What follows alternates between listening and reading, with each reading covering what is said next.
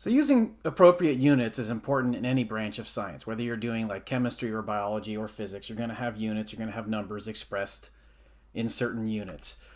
Something though that I think is a little bit more common for physics is this topic, which is referred to as unit balancing. I think it could also be called dimensions balancing, but commonly in textbooks that I've looked at, you'll see this.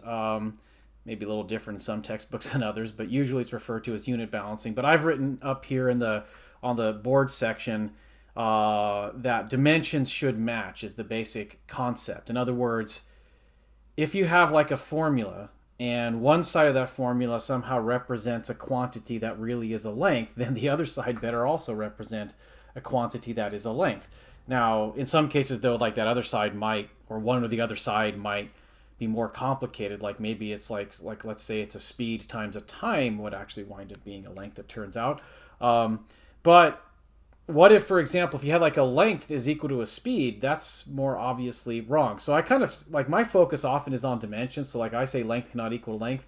But in that sense, if somebody said, well, something expressed in meters on one side should equal meters on the other side, that's another way of looking at it. That's be a more unit-focused way of looking at it. And I think that connects more readily with what it says here on the key concepts slide, which is that units should be the same on one side of an equation as another. But however you do it, whether you prefer to think of it as like units matching, because if somebody said, well, what if one side is meters and the other meter centimeters, I could say that's fine as long as you can convert and see whether they're equal or not, right? We're not necessarily going to be as focused here when we look at unit balancing.